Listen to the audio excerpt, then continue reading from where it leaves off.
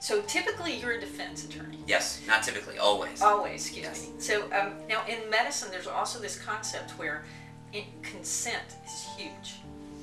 Doctors do things that are risky and could kill people, not all the time, but very frequently.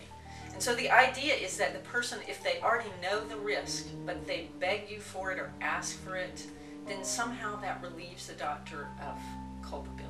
The difference between a doctor doing something within his or her professional ambit and a normal person doing it is different, because a doctor can act in dangerous ways as long as those dangerous ways are within the standard of care. So the question then becomes really one for the medical experts, which is, was the use, assuming this doctor did what we're saying he did, Or a doctor, then the question is whether that conduct was within this sort of broad range of standard of care. Propofol is a drug that is only used in anesthesia. So when someone has an IV in, you can actually watch the little drip come down and then the person start to go into a coma. And when you turn it off, almost as rapidly they wake up. But it means that the what we call the toxic to therapeutic index is very narrow. It is really easy to kill somebody with it. And any doctor using it would know that? Any doctor. Okay. It is a drug that is pretty much used in operating room settings only, where you have all the high-tech equipment you need to resuscitate someone if necessary. There are other drugs like that. There are drugs that will paralyze someone. Why would you have a drug that could paralyze someone in a home? This drug falls in that group. The real question then becomes how the drug got there, who got it there. If you had to say in one tiny nutshell what the difference is between manslaughter and murder. Yes, the difference between manslaughter and murder, in a nutshell, it's complicated, and it's a complicated area of law, but if you had to put it into a nutshell, the nutshell is murder is a homicide with malice aforethought. There's the act of killing somebody combined with the intent of malice. And malice is, again, simply stated, it's intent to kill. So if you intend to kill somebody and you kill somebody, you've committed a murder. Now, what if you know what you're going to do is likely to kill them? Okay, so if you shoot a gun into a crowded house without forming an intent to kill, we call that implied malice. So the law says, okay, you don't have malice because you don't actually intend to kill somebody, but everybody knows that if you shoot a gun into a crowded house, there's an excellent chance you're going to kill somebody, and so we imply malice as a matter of law. And if you can prove that this doctor that used the drug knowing, consciously aware that it had this excellent chance of killing somebody, and did it anyway without regard for the possible consequences, then you could charge him with murder. Being reckless? Well, I should say you can charge him with second-degree murder.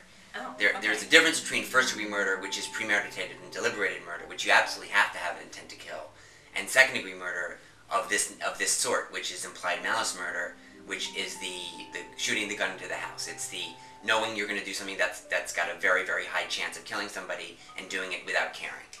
So other doctors would assume that using propofol in someone's bedroom would be implied malice. And the problem with charging a doctor with murder is that range of standard of care, no matter how many doctors you get to say it was an outrageous thing he did, there's going to be an expert who's going to say, well, there is some set of circumstances in which that would be okay.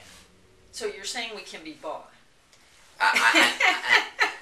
I'm saying that you don't want doctors being charged with murder for doing dangerous things to patients. Oh, okay. Because you want, as a policy matter, to have doctors able to do reasonable experiments with drugs. I mean, for instance, doctors often use drugs for off-label purposes, and if every time somebody died as a result of that, they got charged with murder, you'd have a lot of very terrified doctors, and doctors not doing clinical experiments, which is what you want them to do. Yes, but here we have this issue where the negative outcome is not being able to sleep versus death.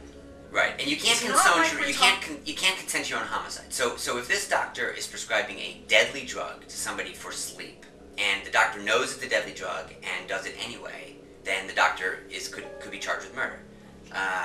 So yes, I mean you can't consent to your own homicide. What if someone made the argument that a doctor gave Michael Jackson propofol and showed him how to administer it himself? Or even said, I'll be in the house, if you have this drug and you want to give it to yourself, I'll be around. Well, that's sort of the John Belushi situation. I mean, you can that would never be a murder, but it could be an involuntary manslaughter. And the way you get to involuntary manslaughter is a homicide which is not done with malice, no intent to kill, and not done with implied malice, so no knowledge that it's got this high likelihood of death, but done with such gross negligence, such negligent conduct that we say that you're culpable for involuntary manslaughter. And I think that in a situation where you're allowing somebody access to medication that they wouldn't otherwise have access to, and it's, again, outside the standard of care, so doctors are saying this is not something that we do as a matter of practice, then I think that you could say that that's a grossly negligent conduct. And frankly, that's the likely charge in a case like this. It's very unlikely that a doctor is going to get charged with second-degree murder. It's much more likely that the doctor is going to get charged with involuntary manslaughter. I mean, that's the typical situation where you have somebody administering drugs improperly or dealing drugs or, that sort of thing. Enabling in some way. Exactly. Well, thank you very much for your time today. This was my pleasure. Very helpful.